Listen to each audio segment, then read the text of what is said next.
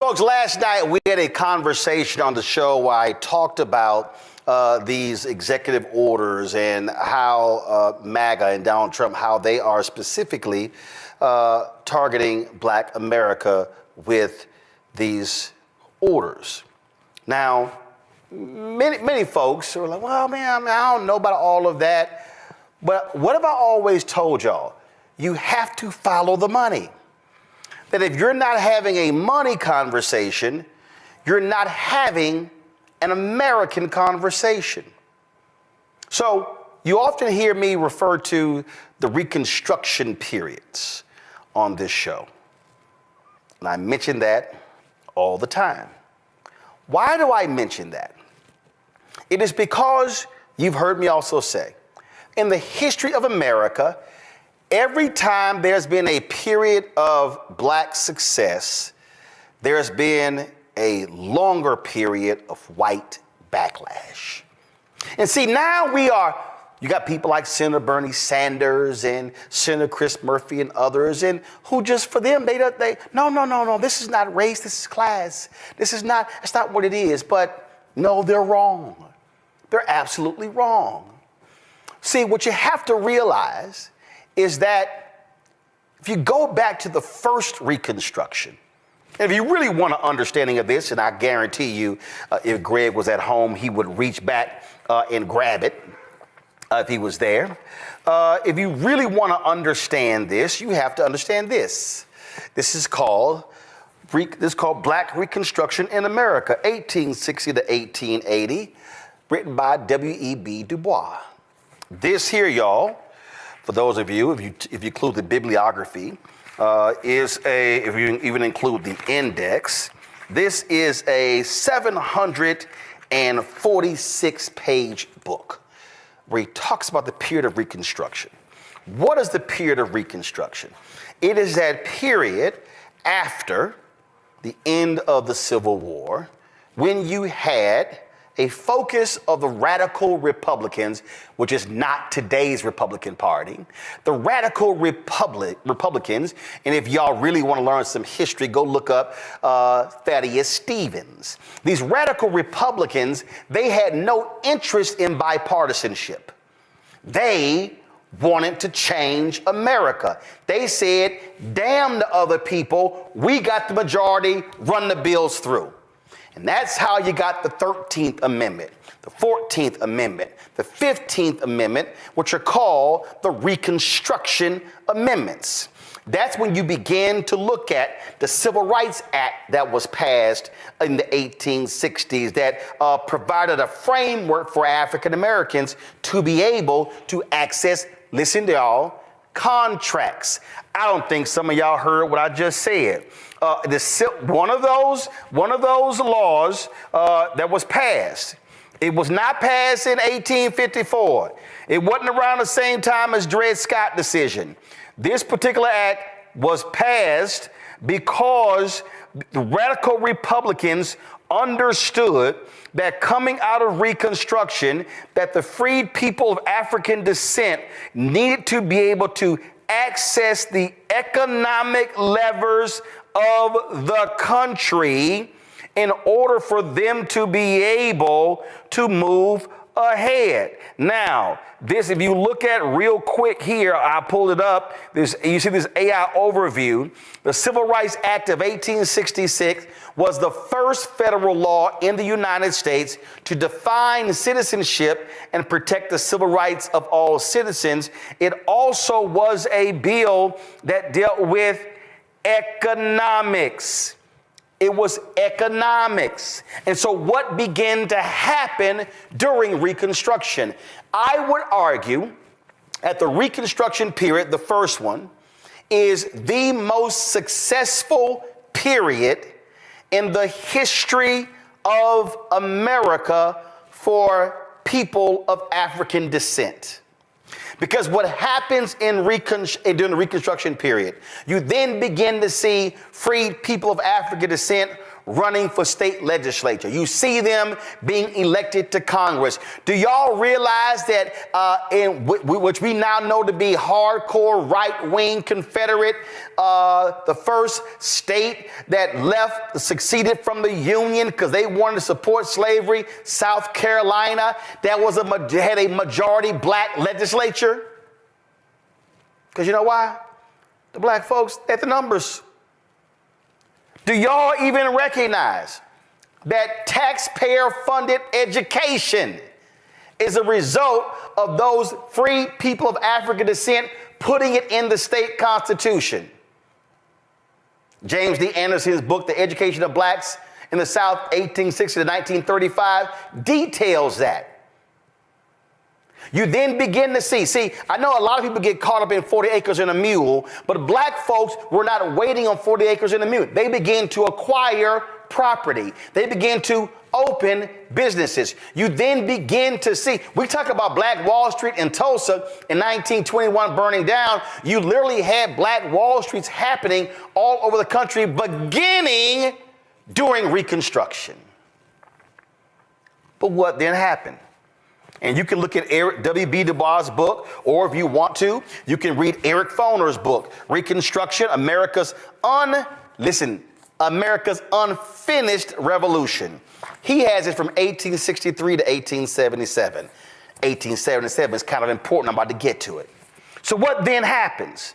All of a sudden, you begin to see African Americans creating opportunities, but passing bills. You begin to see them building things and doing things and opening schools. And all of a sudden, you begin to have white folks who then go, you know what?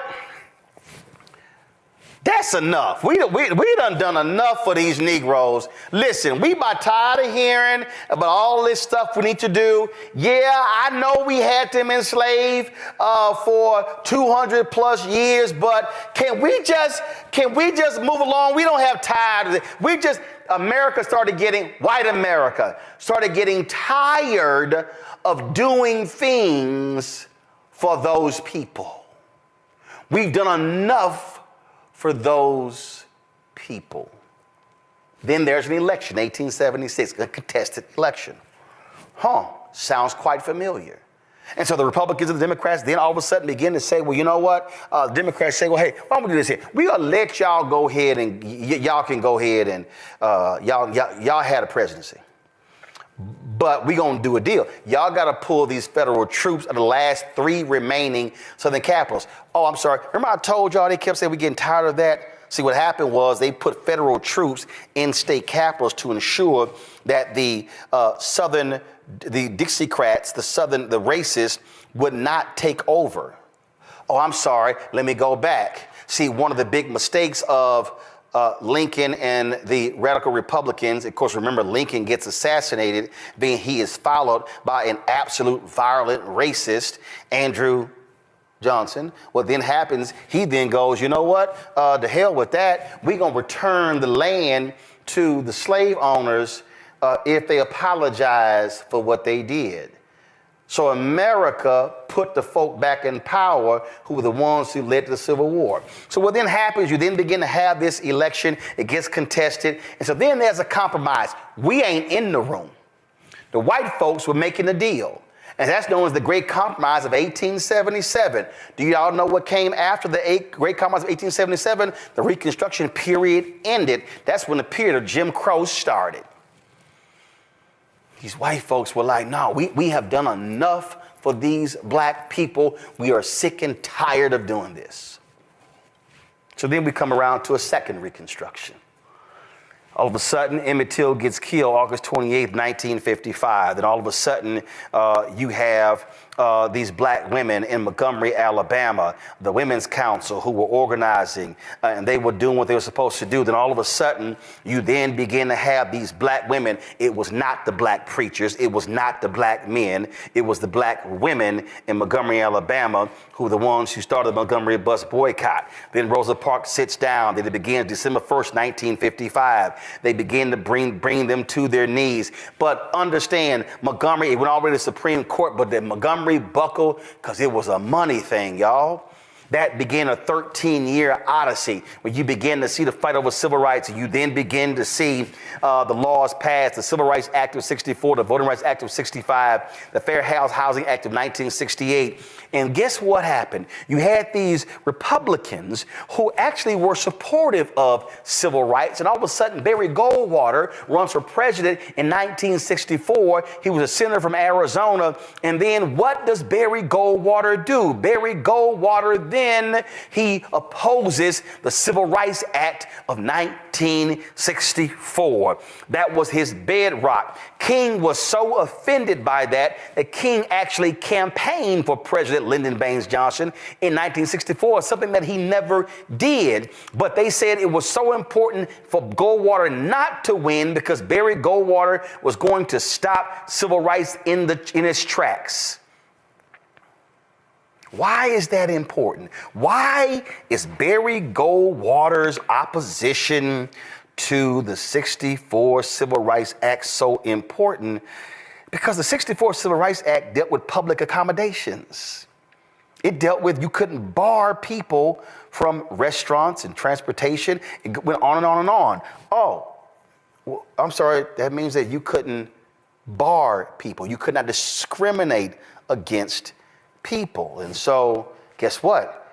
They inserted women into the 64 Civil Rights Act. That racist from Virginia, Judge Smith, thinking that would kill the bill, it actually helped pass the bill. That's important because you can now go to Title IX, and that's one of the reasons why it was passed, because of the 64 Civil Rights Act. It's a provision of the Civil Rights Act. So why is this important? Because what happens? King gets killed April 4th, 1968, assassinated. 69, Nixon becomes president. Arthur Fletcher brings in forth affirmative action. You have a period from 68 to the early 80s where black mayors begin to take over. You begin to see contracts, quotas, affirmative action, dollars. Second Reconstruction. You had dollars flowing during the first one. You had dollars flowing during the second one. All of a sudden you get to the 80s. Nixon, he's gone. Carter's president. Reagan runs. Oh, the same President Ronald Reagan, who he was governor of California, running for governor of California, supported a bill for white folks not allowing them not to sell their houses to black people. Some of y'all gonna pay attention. The same Reagan who became governor, who when the Black Panthers brought their guns to the state capitol, they immediately outlawed carrying long rifles. They said, oh, hell no, even though that was actually legal. The same Reagan who changed the rules that caused for tuition in college for you to be charged, because they did not want the regular, ordinary, common man to become educated. Man, some of y'all are gonna have to learn some damn history. So what then happened? So here you've appeared from 69 to about 82, 83. And Reagan wins in 1980, inaugurated in 1981.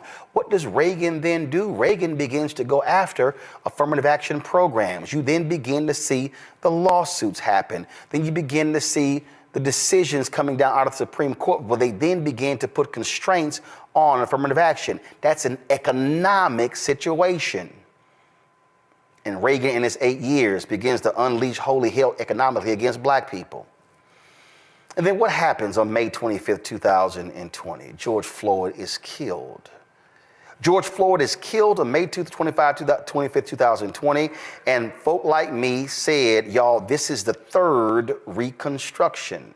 We said in that aftermath that unlike the first two, which largely focused on civil rights, although economics was a part of it, this should be solely focused on civil rights. What happens in the aftermath of the murder of George Floyd? You begin to see white people and Latino folks, and you begin to see Asians protesting, shutting companies down, forcing them to make economic commitments to be change agents.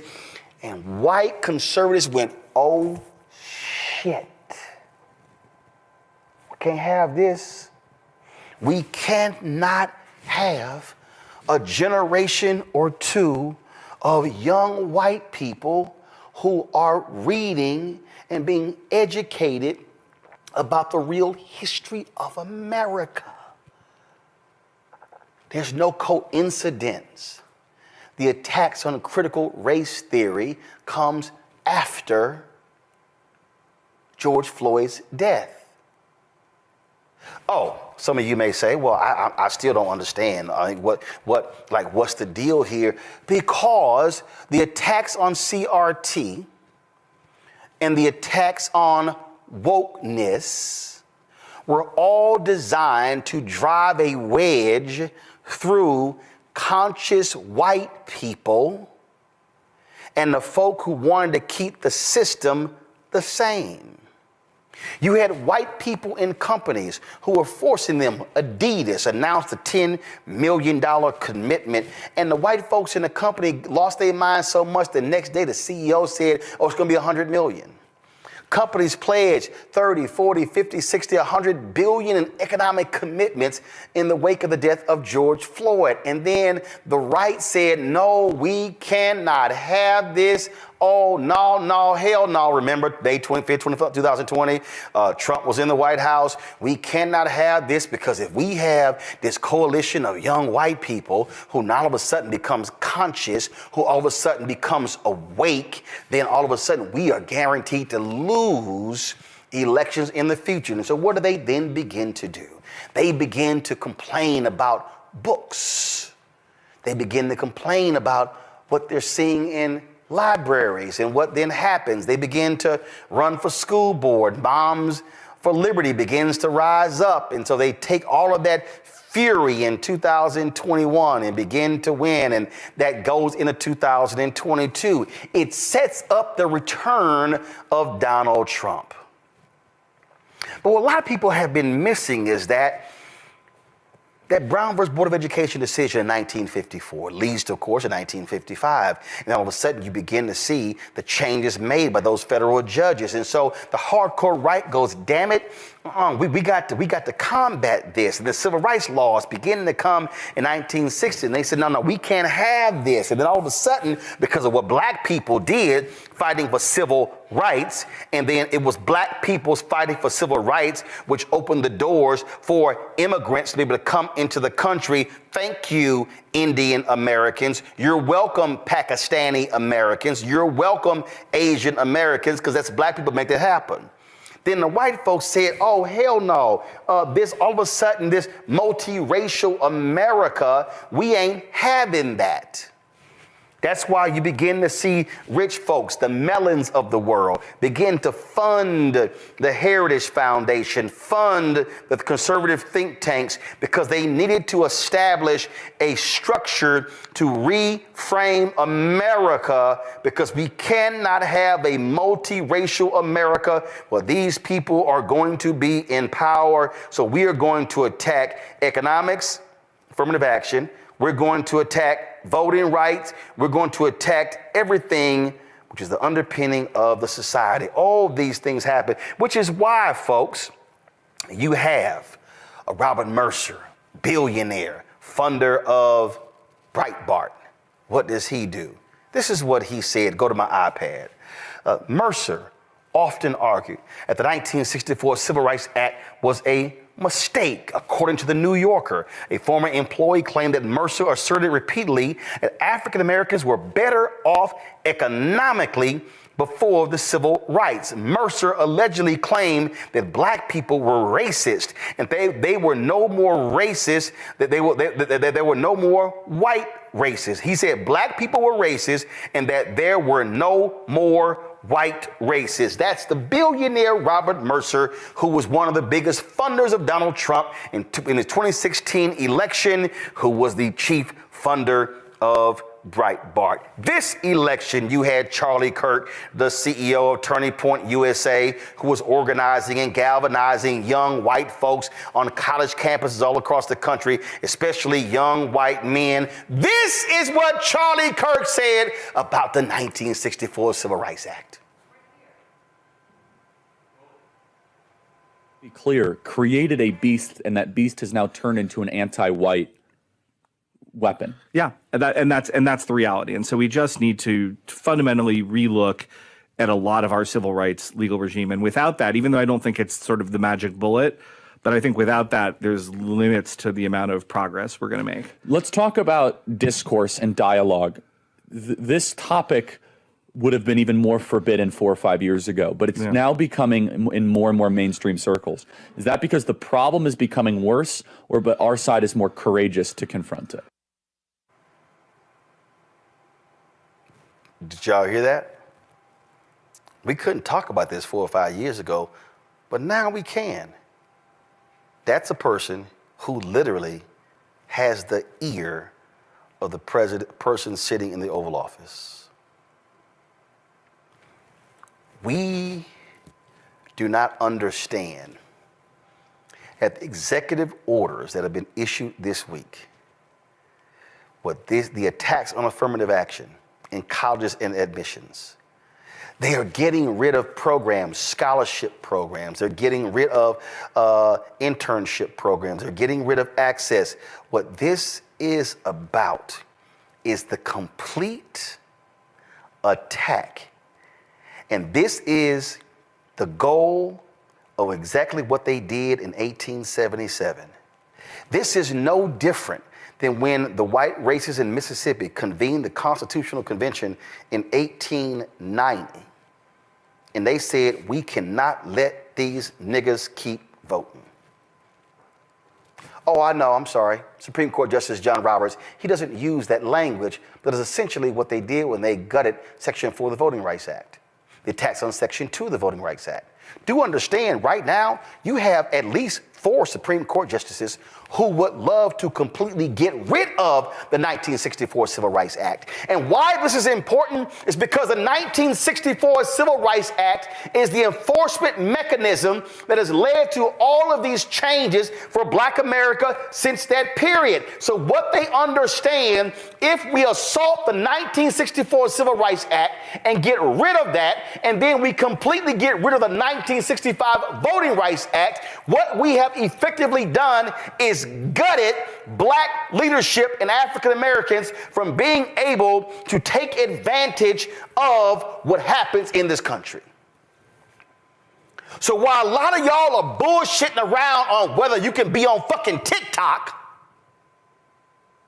while you're getting caught up in some bullshit housewife, while you're having your fucking MJ and LeBron debates on who's the GOAT, there is literally, as we speak, an entire focus to gut every single civil right and economic gain that we have had since 1964, because they are pissed with those three acts. They're pissed with the Brown versus Board of Education Act. You have voucher bills that are being pushed in Texas and Tennessee and other places to gut public education. What we have to understand is there is a vicious assault to completely defund Black America. So why did I wear what I'm wearing today? We had this sister on the show. She launched her own athletic apparel company, shoe company as well. So what I'm wearing, y'all, is all Black owned. Well, we have to understand, King talked about it in his sermon on April 3rd, 1968. What do you think this was about? Operation Breadbasket, an untold story of civil rights in Chicago, 1966 to 1971 by Martin Depp. This was about the money. And when you have corporations who are now afraid, who are scared to death, oh, Costco is standing up to them. McDonald's buckled. Walmart buckled. Jack Daniels buckled. If you want to understand what Black folks should be doing, every Black person right now should be saying, the hell with Jack Daniels. Don't ever buy Jack Daniels again. You don't want to stand with us, especially when you are a company that even exists because a Black man showed you how to do it. We should be saying, get Uncle Nearest. Black folks should be saying, Hennessy, where do you stand? Yeah, we're going to stop drinking your stuff too. The only way we are going to counter what is happening right now, this effort to defund Black America, is to say, keep playing with us, we're going to defund your company. Because there are companies that depend upon black market share. Car companies, soda companies, fast food companies, clothing companies. Black America, music companies, entertainment companies. But the question is, do we have the actual courage to use the power that we have? Greg, I'm gonna go to you first because we don't. This is about the money, and the money is about power, and the power is about control. And they are executing an agenda, a radical agenda that will absolutely do economic harm to black people for the next century.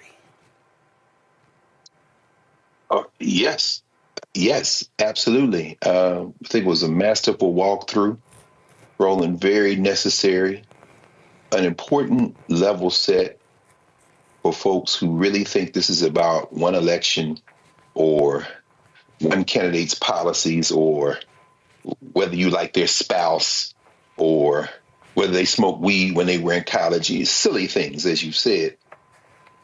The framework that you laid out really helps us connect the dots. This entire, when I call the United States a criminal enterprise, it's not an original criminal enterprise. It is an extension of a half millennium of criminal enterprise called the modern world system.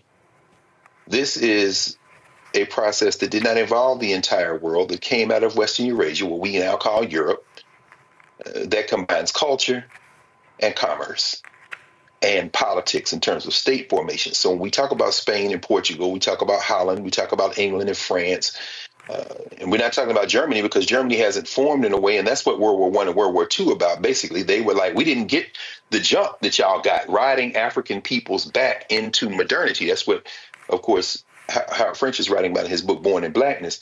But what you just laid out for us, it's about the money. You're absolutely right. And the money is a proxy for a larger concept of economics. There is no concept of citizenship that comes out of Africa. The ancient Egyptians did not have a concept, at least one has not been discovered yet. Certainly a concept of belonging and being part of community, but the concept of the civitas, the concept of the polis that comes out of Greece and Rome, really find voice in Western Eurasia as these people began to fight. And by these people, I mean the rich, the elites, began to fight. That's what Magna Carta was about in the 13th century, began to fight over resources. That's what drives land poor and resource poor Europe into boats to go visit this cancer on the rest of the world. And what does that have to do with us right now? Well, the United States of America, and with all due respect to a concept of a 1619 project, it isn't just the British in Virginia, it's the Spanish in what it becomes South Carolina and New Mexico. It's the French in the Mississippi Valley. It's the Dutch in what we now call New York, that was New Amsterdam. They are trying, in other words, to colonize the world for profit. And when the dust settles after their colonies turn on them, the most prominent set of colonies turning on the home country being, of course, the so-called American Revolution, which was fighting over property, now you have the problem that you've introduced us to, Roland. What do you do with people who entered this legal framework as property? This is the Federalist Papers. They've got debates over the Constitution. We are not people. Understand that the idea that Africans are people is a radical concept to these Europeans who saw us the same way they saw the chickens and the gold and the silver and the cotton and indigo. So what do you do with these people? And here is the problem that they had. You couldn't kill us, and you needed our labor to continue your criminal enterprise. So, Roland, when you laid out the Reconstruction and the Reconstruction amendments, that is the critical thing. When you evoke what is a property document, understand the U.S. Constitution isn't about rights. It's about rights to make profit. It's a property document. It's a document about free enterprise. It's a document about trade. private property is the central concept for the criminal enterprises of these people from Europe and their colonies. And what they codify in the three branches of the federal constitution is a concept of private property. But one problem. You got 4 million of us by the 1860s, and we're not going into that good night quietly. And you're in a global system where you want to expand, and everybody else is in the game of exploitation. So when that Civil War is over, and we fought our own way out of the Civil War, the South wants to continue to profit. The North is trying to keep it together. That's what Abraham Lincoln is trying to do. But ultimately, the decision of slavery, that decision was called because we, who remember, came into that conflict as so-called contraband, meaning what? Property. We took the step to free ourselves. That's what, as you say, Du Bois is writing about in Black Reconstruction in America. The Civil Rights Act of 1866, you see the conflict codified. Why? Because they're saying that African people coming into this now will have a concept of citizenship to beat back that Dred Scott concept, where Tani doubles down on the idea that we're property. They say, part of that language, which is why Byron Allen seized on it, is that we will now have not just political rights, but the right to make and enforce contracts. Now Africans are in the legal universe no longer as property. Sure, citizenship is emerging, but now there's an economic stake. This is a problem. The problem's codified in the 14th Amendment. But watch what happens last. And you've gone through the history, so I'm not going to repeat that. I'm just going to fast forward now to Lewis Powell, who I know you've talked about many times. That Powell memorandum that he writes when he's in the Chamber of Commerce in the United States, living in Northern Virginia, and he says, since this civil rights movement has seen these African people attempt to assert a concept of citizenship that they should never have had, and since the 14th Amendment has been eviscerated, as Du Bois writes about, and then used to extend the economic contract through the idea that corporations are legal entities in the form of people. That's what they used the 14th Amendment for, since they've been eviscerating it since the end of Reconstruction. Lewis Powell says we've got to now claw back the concept of private property, claw back the idea of free trade and commerce. And 3 years later, the Heritage Foundation is created. And the first of Project 2025, the first mandate for leadership is created. And so I'll end with this. What you have done, Roland, is put it where the goats could get it, as Joe Madison would say. In a global system that is built on the concept of property dispossession and taking other people's labor, other people's land, that's why we're here having this conversation in English. The thing that has become ungovernable is the concept that whiteness can continue to run the world. They have no choice but to do what they are doing right now. Because the only way you can maintain some kind of political apparatus to keep this going is to ground it in an irrational, vibe-driven concept of whiteness. And the elites, whether it be Elon Musk, who will never get out of bed with China. This is what this electric vehicle stuff is about, because he's over there right now, back and forth. Whether it be the other billionaires who could give a damn about citizenship or anything else, their concept is global, whether it be Jeff Bezos, Mark Zuckerberg, or anyone else. At the center of this is this unruly group of people, these Africans, these indigenous people, these people who simply refuse to die and refuse to go away. You cannot pour your hopes and dreams into this concept of the United States. What you have to pour your hopes and dreams into is yourself, and take a page from every other group in this 500-year fight who have put themselves first, and then you stand from a position of strength to begin to negotiate. But you talking a language they don't understand when you start talking about we are Americans, we're better than this. Nah, and you just walked us through why. See, people literally don't even realize how they get played, Nola. This is what the twice impeached, criminally convicted felon in chief said on Monday at the Insurrection Fest at the U.S. Capitol.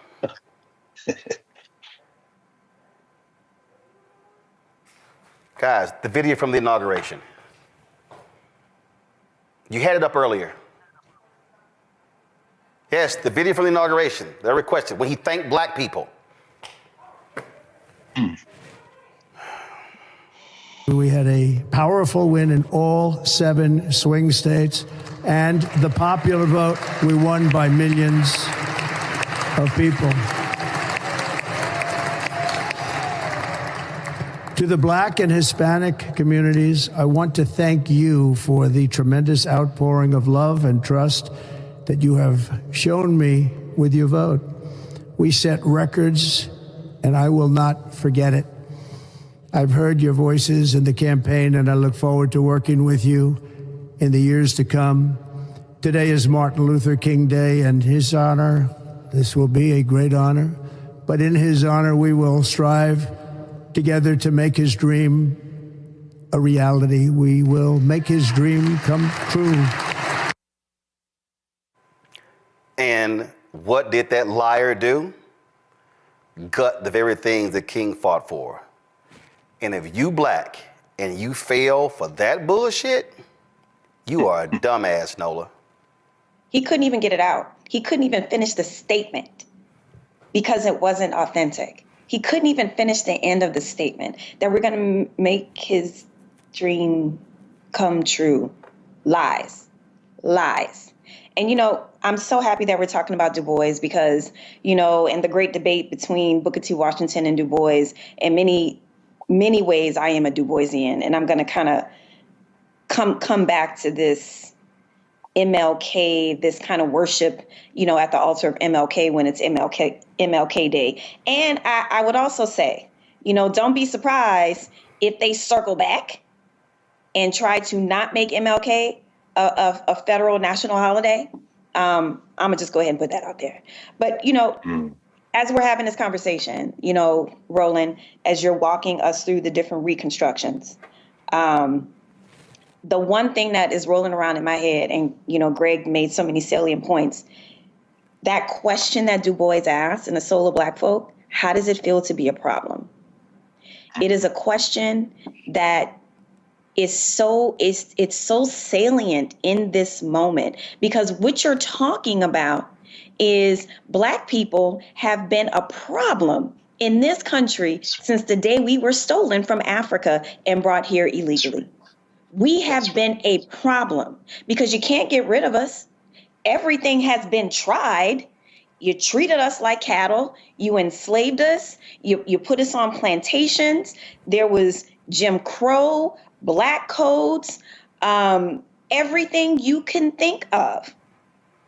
We have survived. And every time we surpass a little bit of surviving and maybe get to thriving, to your point, it is completely taken away from us.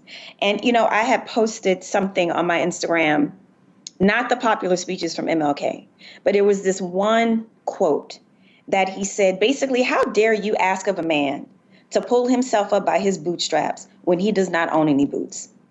That's paraphrasing. And so essentially, this is like, this is the story of Black person, the Black person in America. How do you expect us to continue to fight over and over and over and over when people are constantly trying to steal our boots? The raggedy boots we may have on, that we are proud to wear, and they are constantly trying to take our boots. And I'm such a Du Boisian. I actually have him on my international relations and race syllabus, something that I got a lot of side eyes for, but I don't care. But you really have to think about this in a context of what we've represented from day one in this country. And also, I'm going to bring in Barack Obama into this. The fact that that Black man was the president of this country and pretty much went 8 years unscathed, you know, no major dramas outside of the tan suit, you know, him and his really Black wife, you know, that did something to white America. It drove them insane, right? It literally drove them insane. So everything that we're seeing is successive. Everything is successive. And you want to even go further back to that. I always tell people, if you've never seen Black Klansman, please watch Black Klansman and watch it until the end. Because what Spike Lee does at the end of that movie with David Duke and how they have been generationally trying to get to a Project 2025 moment. They have been putting in the work for generations. They have been reworking and retooling. And this is where we are now. We've made too many strides. There's been a Negro as a president. Oh, no. No. These Black folks are being way too fancy. Way too fancy. We have to snatch their boots. And this is a moment that we're in right now, the snatching of the boots. When you told us to pull ourselves up by our bootstraps, oh, but that's DEI, right? That's not merit. We didn't deserve any of those boots that we put on ourselves. So here we are again. They're trying to make us bootless. But what we do know is how to be a damn problem in the United States of America. See, Larry, I love these people, especially my haters, who out see Larry, they were, yeah, Roland Martin trying to tell y'all to vote and why you gotta vote and all this. Guess what? The conservatives were waiting for us to be stupid. The conservatives were waiting for us to sit on the couch. For all y'all smart asses out there, let me help y'all out. Do y'all know the justification that Chief Justice John Roberts gave for gutting Section 4 of the Voting Rights Act? It came post-election of Obama. He said, well, since they voting in record numbers, there's no need for Section 4. And guess what has happened since 2012? Our vote numbers went down in 2014, in 2016, in 2018, in 2020, in 2022, in 2024. We didn't show up in Louisiana, and guess what? Crazy, deranged MAGA Jeff Landry was elected. There are more eligible Black voters in Texas than any state in the union. And guess what? We barely are hitting 50%. Even in places like Atlanta, where you should be seeing turnout at 50 and 60 and 70 and 75%. No, we're seeing turnout in the mayoral elections at 18, 20, 22, and 26. And so what these conservatives are sitting here doing is saying, thank you. Thank you. We have so frustrated y'all. We have so devalued y'all. We have told y'all how the Democrats don't do nothing for y'all, so therefore you don't vote for them, and you sitting on the couch, all it does is solidify our power. And as a result, they are running the table in places all across the country. The reality is that there's no reason Republicans should ever have a supermajority in North Carolina. They don't have it now. But if Black folks voted our numbers in North Carolina, that would never happen. In fact, if Black folks would vote with our numbers in South Carolina would change. Georgia would change. Florida would change. Mississippi would change. When Mike Espy lost to Cindy Hyde-Smith in that special election, he lost by 65,000 votes. There were more than 100,000 eligible Black people in Mississippi who could have voted, but who did not. And so for all of y'all who love to sit here and talk about, man, you always talking about voting, you always talking about voting, I don't know why you always talking about voting. Now you understand what happens when they have power. Now you understand when the partners come down and they get rid of and sign executive orders and they begin to gut civil rights and economic rights. And now you understand when they change the Department of Justice Civil Rights Division. Now you are about to see with your own eyes every single Generation Alpha, Generation Z, Millennial, Generation X, what it looks like to live close to Jim Crow. No, I know some of y'all are saying, Roland, this ain't Jim Crow because I can go to the club with a white woman. This ain't Jim Crow because I can go out and we can go here and I can use this water fountain. I can use this bathroom and I can go here. But you need to understand, and I'm telling you right now, mark it down, 7:40 p.m. Eastern on January 23rd.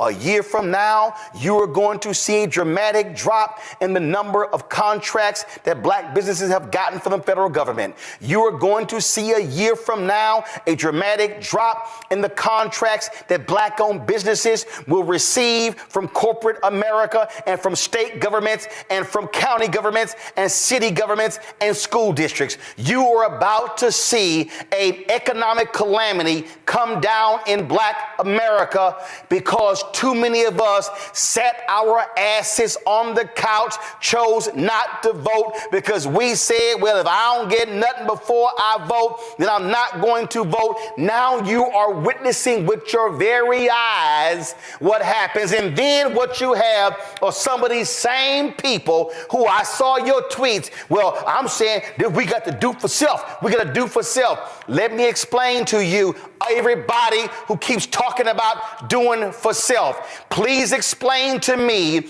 how you are going to do for self in an industry that requires contracts. Please tell me how you're going to do that. If you do not have black companies that control every aspect of the supply chain, then you cannot do for self. And so you cannot show me how in America that if black folks then begin to shut out of contracts from federal government, state government, county government, city government, school districts, how are you going to do that? Right now, you have an assault on federal workers because of MAGA. Black people over-index in federal worker jobs. We are a higher percentage of workers in the federal government than we are in the population of the United States. There are more black people who have high five-figure and six-figure jobs in government than we do in corporate America. So when you begin to see those attacks on the federal level, you're then going to begin to see black people not be able to get the jobs in corporate America, which now means you can't buy a house. You means you cannot save money. You cannot invest money. You cannot afford to send your kids to college. And then when they cut Pell Grants, you can't send your kids to college to HBCUs because you don't have the $75 and $80 and $100,000 a year job, because now what are you going to be able to do? And so I need people to understand, Larry, this is what happens when you choose not to exercise that one basic power of voting. Then what you begin to do is lead to an economic catastrophe in the black community, and all of the work that people put in to create even what we got, which was not perfect. We are about to see, and I'm telling y'all it's happening, we are about to see not an erosion of what we built up. You are about to see an economic catastrophe that will take another century to rebuild. You know, Roland, you know, give the harsh reality for where we are right now, as you know, in terms of the black community. And essentially, before the election, you know, people dismissed a lot of racist rhetoric and said it was nothing. Ignore it. It won't have any impact about our livelihood. But some folks, and particularly I'm talking to the brothers out there, 21% of brothers who voted in the wrong direction. Essentially, what you believed is that it's okay to be like a lived-in hostage, because that's essentially what happened. Is black folks would be like lived-in hostages. Because you talked about the economic impact, and this is connected to the political impact. I also want to mention, when you provided that timeline, one of the things we need to do, what's really important, is folks need to make sure they educate themselves. So I'm going to recommend you read Just Permanent Interest by former Congressman and CBC, one of the founders of CBC, William Clay Sr., in terms of understanding it, in terms of where we started, where we are as a black community. And so, Roland, your point about how long this is going to take in terms to to reverse all these issues that we want to deal with as a community. And I don't think folks are really prepared. You know, we've seen the last 48 hours. It's essentially kind of like a shock and awe in terms of the executive orders. But we talk about there's a significant number of Black folks who work for the federal government, not only in the D.C. area, but throughout the United States. And so you see, essentially, put out a rat request if there are any DEI programs that they think they missed. If you don't report it, they're going to fire you too. So now you're going to have folks turn on other people who maybe have nothing to do with DEI, submit their people's names, and they may lose their job.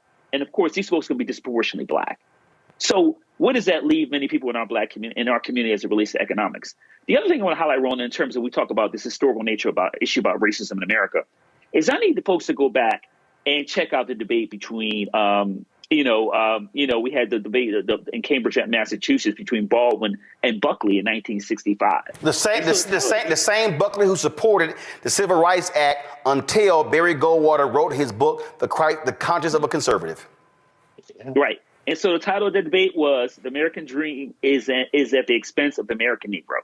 And like many people, I've seen it a number of times, but I need some folks to go back and watch that important debate. And we know Buckley is kind of the father of the modern conservative, network we see today. But it's really important in terms of historically for Black folks to understand that the fight that we're undergoing now has consistently happened for centuries.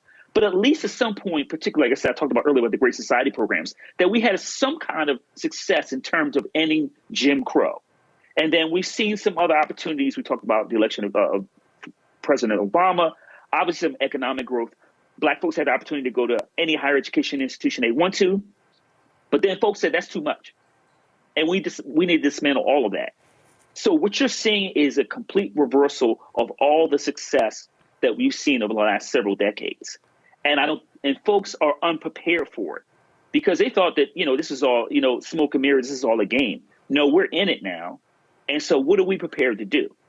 Because we have to continue to keep fighting, but we need to make sure we have obviously some policies in place in terms of initiatives, in terms of what we do strategically to address this issue, because it is going to be a 24/7 fight to make sure that we maintain a minimum of some of the things we've gained over the last several decades, and then make sure not too many of these provisions are reversed, and then fight over the next several years, really for the next several generations, for some of the new laws to make sure to counter a lot of the challenges we've had. And see, we're in it now. Right. But the mistake that people are making is y'all are looking at this through a Democratic and a Republic lens. That's right. I don't look at this stuff through a Democratic and a Republican lens. I look at this through a Black lens. I look at this through the eyes of a Black man. I'm looking at policies and I look at how people operate. Go to my iPad. Y'all, if you don't understand today's modern Republican Party, this is the book that changed it all. Barry Goldwater and the Conscience of a Conservative. What does it say right here? Edited by C.C. Goldwater, right? With a new foreword by George F. Weil and a new afterword by Robert F. Kennedy Jr. See, a whole bunch of y'all. Oh, I saw a bunch of y'all. Entertainers too. Y'all were talking about y'all were supporting Robert F. Kennedy. And you didn't even realize the game that he was running. Y'all didn't realize that. And I saw some of y'all, man, well, Kamala, she should have made an outreach to Robert F. Kennedy. Why? Everybody knew what RFK Jr. was.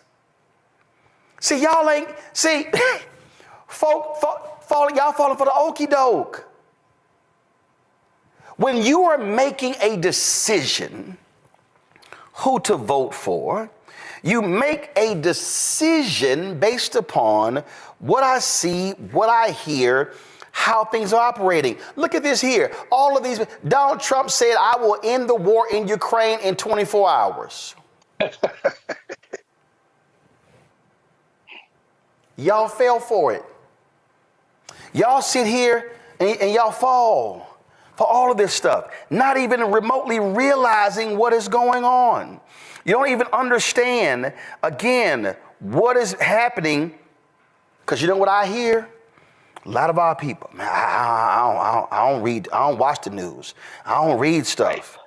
So how in the hell can you be informed if you if you have no idea of what is happening even in the world?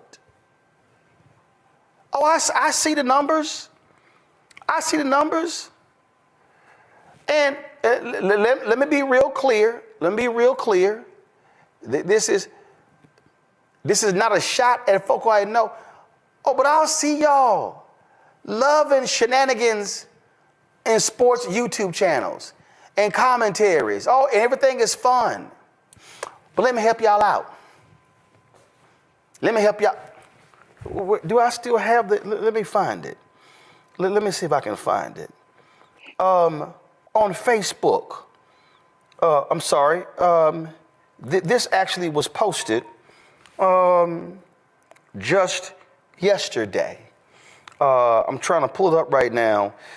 And it showed all of the folks who are getting offer letters rescinded for jobs. Are y'all aware that there were scholarships that were awarded to black folks and others that are now being rescinded? Are y'all aware that there are people who had jobs in the Department of Veteran Affairs where they're trying to take care of America's troops, and they are rescinding jobs for those people? Oh, if y'all want to have the conversation, we can. And so what is happening before our very eyes, we are literally seeing massive changes take place. And some of us are just joking and playing and having so much fun. But I'm warning you.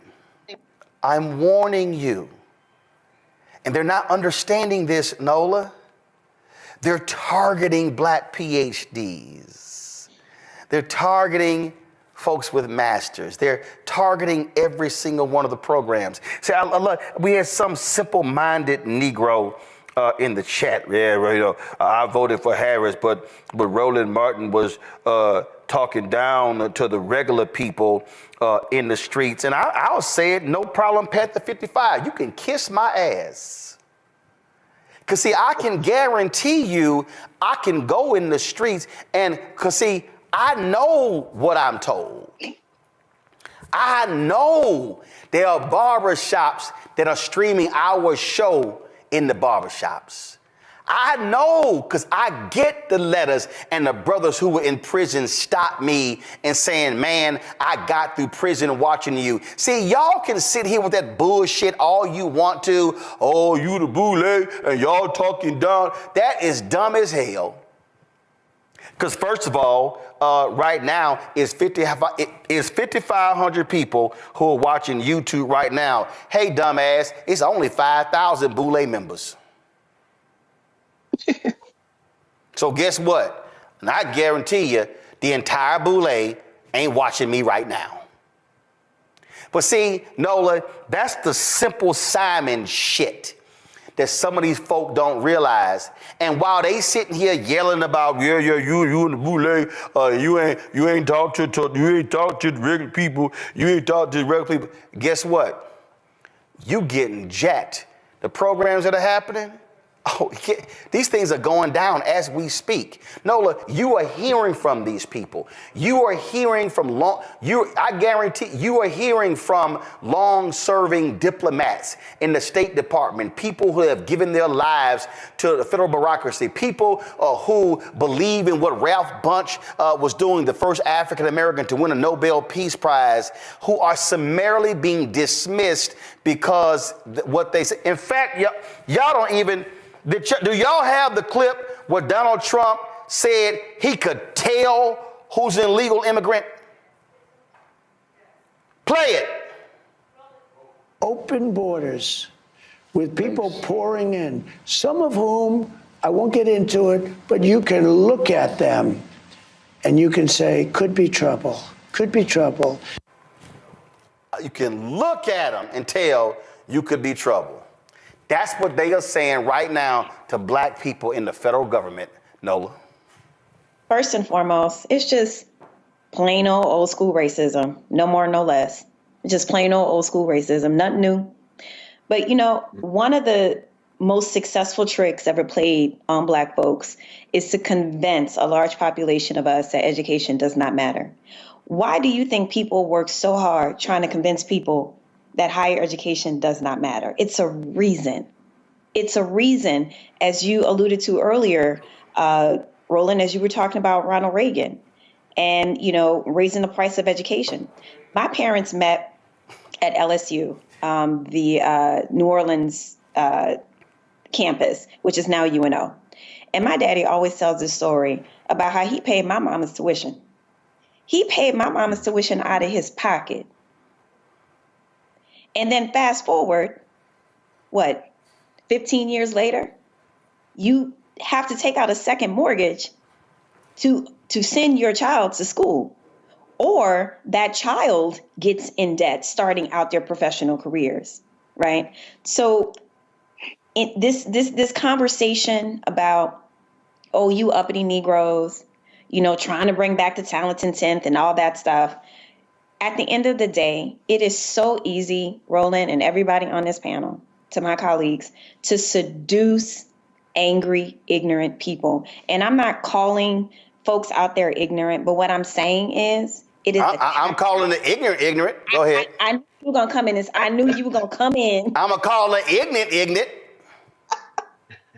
I knew I could rely on you for that assist. What I'm saying is it's part of the strategy. It's part of the strategy to target a certain population, because they are thinking of you as ignorant, right? They are thinking of you as gullible. In the social sciences, it's called conditioning, right? So you condition people to respond the way that you want them to respond. And that is what we are seeing. And we saw so much of it, Roland. We saw so much of it over, this administration, especially during those 107 days with Kamala. There was so much debate. There were people that were mad that she spent a lot of time at the HBCUs, that it was too elite. That it was too much about Divine Nine. Okay, that's fine. Maybe not. But the thing that has always bothered me, and I've stood 10 toes down on this, when people try to push back and say, well, not everybody wants to have an education. Education isn't for everybody. And I'm like, okay, I'm not trying to run a race with no shoes on. I'm just not. But I come from a community in New Orleans where higher education that's what you do. You can get married, but you for sure going to college. So I am grateful to my community for that. But this debate, Roland, I'm telling you, it is something for me as an educator. I have dedicated my life to education. And it hurts me sitting here as a Black woman that somehow we have become the enemy. That the Black expert, particularly, all experts right now are pretty much lined up against the wall, and they're ready to kind of like, but when you're Black and an expert, and when your own community doesn't have your back, somehow you become the enemy. You have been conditioned to celebrate the athlete, to celebrate the entertainer. But us three Black asses sitting up here, oh no, not us. Support the work that we do. Join our Bring the Funk fan club. You heard what we just talked about there. Folks, I can't reiterate this enough. Listen to me clearly. I cannot reiterate this enough. When you've got technology companies running scared, when you've got legacy media not doing their job, when you've got Black-owned media that has disintegrated, now is more than ever for us to have independent media that cares about the truth, that is willing to say what needs to be said. So when you support Roland Martin Unfiltered, this show, when you support the Black Star Network, you're not just supporting me, you're supporting the other shows. Our goal is to add 2 more shows this year. We want additional shows. We want more weekly and daily shows because we want to be able to speak truth to power. We want to be able to say what is necessary where other people are scared. And when you are scared, when you're looking over your shoulder, oh my God, that advertising contract is not going to come in. Well, guess what? A lot of these major ad agencies, they're not even supporting us anyway. You know, in 6 years of doing this show, Group M hasn't done a damn thing with us. Publicis hasn't done anything with us. You've got Horizon, you've got all of these folks, they haven't done jack. And so we are calling it like we see it, and we're speaking truth. And unlike some of these other so-called progressives and people who believe in truth, I'm not running around trying to kiss MAGA ass and kiss Trump's ass. I won't be going to Mar-a-Lago, not for a damn thing. And so this is about us being able to speak truth. So when you support this show and this network with your resources, that is exactly what is happening, because we are trying to build something that is bigger and broader, and actually it has the courage to say what needs to be said, even when it makes other folk uncomfortable. If you want to contribute giving Cash App, use the Stripe QR code. This is it right here. And if you are listening, simply go to blackstarnetwork.com to check it out. Also, because you want to see your checking money order, some of y'all old school, we understand that. See your checking money order to P.O. Box 57196, Washington, D.C., 2003 7-0196. PayPal, R. Martin Unfiltered. Venmo is RM Unfiltered. Zelle, Roland at RolandSMartin.com, Roland at RolandMartinUnfiltered.com. And again, folks, we've got some 4 million social media followers. If only 20,000 of our fans contribute at least $50 each, which comes out to $4.19 a month, 13 cents a day, that's $1 million. It allows us to be able to continue to build, to add these shows and do the work that's required. So your support is needed. So please join our Bring the Funk fan club today if you've not already joined. If you have given to us in the past, please renew your commitment, because it's important that we support Black-owned media, because Black-owned media matters. With the stroke of a pen, the twice impeached, criminally convicted felon-in-chief Donald Trump has dismantled affirmative action in federal contracting. On Tuesday, the Office of Personnel Management issued a memo instructing agencies to place diversity, equity, and inclusion office staff on paid leave, and all public DEI-focused web pages must be taken down by 5 p.m. Eastern today. These employees are expected to be laid off. Some have already been laid off. This executive order on affirmative action revokes a directive issued by President Lyndon Johnson that dealt with the issue of discrimination in federal contracting. Joining us right now is Damon Hewitt, President and Executive Director for the Lawyers Committee for Civil Rights Under Law. Don't ask me why he's wearing a purple tie being an alpha. Plus Ron Busby Sr., of course, President and CEO of the U.S. Black Chambers, Inc. No surprise, he got a little red in his tie because he's a little Kappa. All right, let's get right to it. Damon, I'm going to start with you.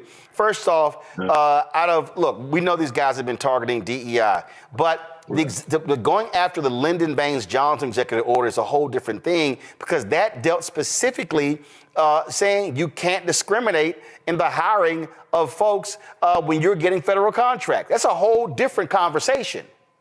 Well, look, we always knew, Roland, that they were going not just after issues, they're going after people and also going after the money.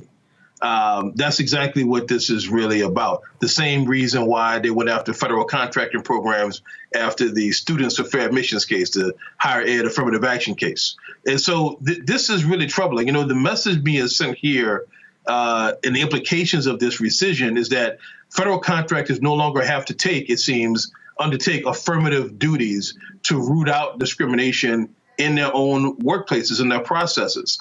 This is essentially an invitation to discrimination. Yep. And the message is that it's open season on Black workers. And, you know, look, federal contractors represent 1/5 of the entire U.S. workforce. So this has massive implications for everyday working Black people. And let's be real clear, which people don't seem to understand. Republicans used to support the civil rights laws. But when Barry Goldwater's book, The Conscience of a Conservative, came out, that flipped it. And then they opposed the Civil Rights Act. You've had conservatives and Republicans who have been saying that a person should be allowed to discriminate. And so that's really what this is about. They do not want to be held to the laws, the civil rights statute saying you cannot discriminate in the hiring. What they're saying is we want to be able to hire anybody we want to, and this is a burden telling us that we can't that we can't discriminate against somebody Black or Latino or Asian or somebody who's a woman. That's what this is really all about. Yeah, we're going to enter a period as follows. Number one, we're going to remind folks of the facts on the ground, but also the law, because no matter what Trump says in an executive order, that doesn't change Title VII. That's the law of employment discrimination. That law was not changed by a Supreme Court decision. That law has remained the same for a very long time. And so these employers have affirmative obligations. What this EO from 1965, the year after the Civil Rights Act, did was it added a layer of protection. It added a layer of affirmative duty for federal contractors to make sure that they were complying with Title VII. So we're probably going to enter a period where this law will be in contest, a period of people talk about rapid evolution. This could be rapid devolution of workplace culture, of open season on Black workers and brown workers. And so we're going to have to meet these people in the courts of public opinion, but also in the courts of law. Ron, I want to go to you. When the idiot Trump was there last time, you and I talked, and they stopped collecting racial data, correct? Correct. So the problem is, we didn't know what was happening. We didn't know what contracting was happening. We didn't know who was it getting. We didn't know if it was an increase or a decrease. And they stopped collecting racial data across the board, correct? Correct. So when it came to, then what they did was they started bundling contracts instead of typically what happens on the Democrats, they unbundle. The only Republican who actually understood the unbundling of contracts was actually George W. Bush. And so typically Republicans, they bundle them back. And so really what we're seeing here with the attacks on, when we see these executive orders, couple that with last year, those federal judges ruling MBDA and also the AA program, what this means, and this is what I kept warning people during the campaign, even now, what they're doing is this is going to have a direct impact on Black businesses getting contracts, correct? People don't understand that. And as we had been talking, and I know you have been saying it, Roland, voting and elections have consequences. And we had been saying for years, and we saw it during his first term, he tried to come out with the ban on Muslims. He got caught up in the process for George Floyd, and it took his attention away from his original plans. This time he came out the gate making it very clear that he was concerned about his supporters, about his billionaire friends and trillionaire friends, and making sure that the programs and the conversations that he talked about during his first term were going to be implemented immediately upon his inauguration. And we have seen that happen already. And again, I want to reiterate this. And this is for all of the Simple Simon Negroes who on social media, who were doing radio, television interviews, talking about Trump is going to be putting money in our pockets and how all these things are going to be going down. What they need to understand is that what they are doing is they are going after the money. And then when they target Walmart, when they target McDonald's, when they target corporate America, they're not just saying, oh, let's get rid of these DI offices. They're going after supply diversity, or what John Rogers with Arrow Capital calls business diversity. And so what we are going to see, and Black people need to wake up, over the next 1, 2, 3, 4 years, we're going to see a material decrease in billions of dollars flowing to Black-owned businesses who largely employ Black people, who fund HBCUs and Black interests. And so that is going to be the direct impact of what Trump and the Republicans are currently doing. Let me make it more clear.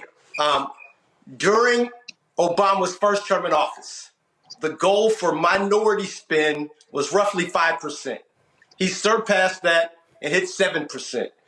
His second term in office, the goal was then 7%. He surpassed that goal and hit 9%. If you heard when President Biden got in office, the goal was to go from 11% to 15%. That scared the nation. What we found out was, as you've been discussing, the disaggregation of the numbers, because they will tell you it's 11%, 9%, 5%. But as you have just mentioned, we never knew what that meant to the Black community. And so during this last administration under President Biden, we said we were interested in three things. Intentionality. Let us know what you were doing for the Black community. We wanted transparency. We wanted to know what that percentage meant for Black businesses.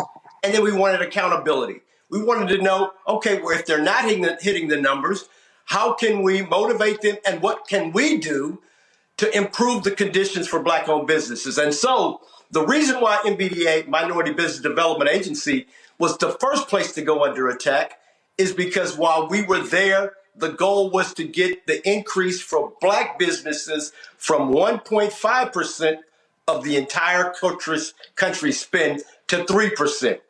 I had Black people fighting back on us saying, well, why 3%? Why not 13% or 10%? Understand this. Of the $960 billion that the country spends every year, $640 billion is set aside for products and services that all of us can apply, compete for. Of that, So hold on. The $960 billion, that's what the federal government spends. that's what the federal government. Go ahead. $640 billion is really available because the other portion is for the military. So of that $640 billion, 11% of that goes towards minority firms. But I want your audience to understand who is included in that minority. The second thing I want them to understand is it did not come out easily in reference to the disaggregation of the numbers. It was leaked out. And so once it was leaked out, then the federal government had to address it. And what we found is that of the 11%, the Asian community received 1.8% of the minority spend. They had the fewest number of businesses registered to do business with the federal government, but that's fine. They had large contracts. The Hispanic communities received 1.71% of the minority spend. Black business community had the largest number of businesses that were registered and certified to do business with the federal government. We received 1.5%, the least of all of the ethnic communities. And so you ask yourself, well, where is the spend going? White women, not women, white women received 78% of all of the minority spend. So people are saying, well, Ron, what are you guys doing to fight back on these attacks on DE&I? And I ask myself, well, where are white women? Because they have the biggest law that's available to them, whereas we have the biggest opportunity to gain in this conversation. And so the U.S. Black Chamber, along with other business organizations, are going to continue to fight to make sure that we have our share of the wealth of this country. Now, again, before I go back to Damon, you gave the 1.5%, but also I want to speak in terms of actually real numbers. That number represents about $10 billion. And that $10 billion is the most we've ever gotten. The most we've ever received. And to be honest, it was 1.5. Then in 2021, it went to 1.55. Then 2022, it has now gone to 1.61. So we, under Biden administration, have improved our conditions. We've improved the spend. We've improved our share. Now we cannot turn back and go back to where we were before. Yeah, and so Damon, this is the thing that I think the people have to understand when we talk about the battle over civil rights. That is a direct relationship to the battle over civil rights. And that's what Dr. King understood. It was called the March on Washington for Jobs and Freedom. That was economics. He said in that speech, of course, which the goofy pastor on Monday did not mention when he talked about America giving black folks a check stamp insufficient funds. And he always talked about we came here to get that check. What people need to recognize is that the fight over these civil rights laws is direct because the conservatives, by targeting affirmative action in colleges, impacts black wealth, because we know a black college graduate makes more than a black person with a high school diploma, but a white man with a high school diploma makes more than a black college graduate. When they're targeting these, when they're targeting the law schools, now they're targeting, in terms of affirmative action for medical school. Then they're attacking a program in Minnesota to increase the number of black teachers, to increase the number of black doctors. When they attack these programs, they are attacking the ability of black people to make high 5-figure, 6-figure jobs and earn 7-figure jobs. This is a money battle, Damon. It is. Dr. King recognized that we could have laws that allow you to eat at lunch counter in a non-segregated environment. But if you can't afford to buy the lunch and buy the meal, then what are we doing here, right? So just to paraphrase Dr. King. So these folks understand this. They are trying to take any means of opportunity and cut it off at the knees. And frankly, if you read this executive order from Trump, labels them as illegal, labels entirely lawful methods as illegal, even things that aren't about race-conscious elections. This is not talking about set-asides or quotas or anything of that sort. This is, and that those things have their place, but this is all about entirely race-neutral methods of training, of education within workplaces among contractors, and also, let's call it insurance, to ensure that folks aren't being discriminated against. They're calling the efforts to stop discrimination in and of itself. And so it's all about limiting economic opportunity from every avenue of American life. Absolutely. Damon Hewitt, Ron Busby, I appreciate both of y'all joining us on the show. We're going to have this conversation, trust me, a hell of a lot more over the next 4 years. Thank you for having us. We'll be here, man. Bringing my panel right now, Rebecca Carruthers, Vice President, Fair Election Center out of D.C., Jade Mathis, Esquire, with the Jade Mathis Law Firm out of D.C., and Political Sis, social media, political activist out of Knightdale, North Carolina. Glad to have all three of you here. Rebecca, I'll start with you. I keep saying that if you go down 2 blocks from here, there's only one federal agency that shares a lawn with the White House, and that is the Treasury Department. White House is power, Treasury Department is money, power and money. If you ain't having a money conversation, you're not having an American conversation. And what people need to understand, which is why I wrote this book, White Fear, How the Browning of America is Making White Folks Lose Their Minds. This is a money conversation. And what these right-wing MAGA people are pissed off about, they do not want to see black people continuing to advance. And so they want to shut down all of these programs that have aided African Americans in being able to generate wealth. You know what, Roland? I spent a lot of time talking about how I grew up in the Midwest, Nebraska specifically. And one of the things I really learned about racism in this country, especially when my family would go to the South to visit relatives, is in the South, white people generally don't care about what you have as long as you don't live next door to them. If you live down the street, that's fine. You can have whatever you want. But up north and also in the Midwest, they don't care if you live next door to them. They don't care if you live across the street, but you better not be doing better than what they are. And so what's interesting with watching this new administration, the second term of President Trump, like you said, this is purely a money grab because quite frankly, $10 billion in a near $1 trillion budget really isn't that much money when we talked about the 1.5% that black folks as a racial minority gets in these different set-asides to make sure there's a diverse supply chain within the federal government. And like when you talked about that 78% number, 78% of that, like $660 billion is going to white women. So in the grand scheme of things, $10 billion isn't that much for our community. It's not that much across the United States, quite frankly. But the fact that we are even getting that for some of these people, that's the problem because they feel like we should not be getting anything. I mean, here's what's crazy, Jade. The white woman in Tennessee that sued the 8A program, here's what was crazy. She was a part of a program for women.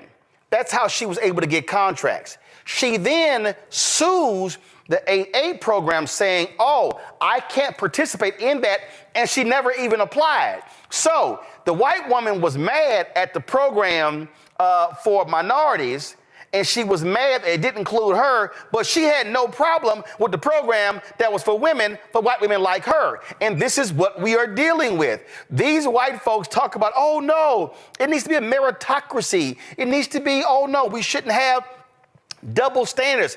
But they got no problem when we know white folks are getting a hookup for their whiteness. Yes, and speaking of hookup, that is one word Trump never uses, or we don't hear often used, is nepotism, right? They talk about everything else, and we want it to be equal here, and gender rights, and all of this, but nepotism was the one key word that he always leaves out, which he was the beneficiary of, right? And I essentially feel like what Trump is saying about DEI is that he's implying that it's discriminatory, but it's only discriminatory when whites, Asian Americans, and white women, when they don't get their way or when they don't get the positions that they want. That's when it's discriminatory. I think that's the part that he's implying and willingly not saying. No, he's not implying, they're actually saying it. That's what they're doing. Political sis, go ahead.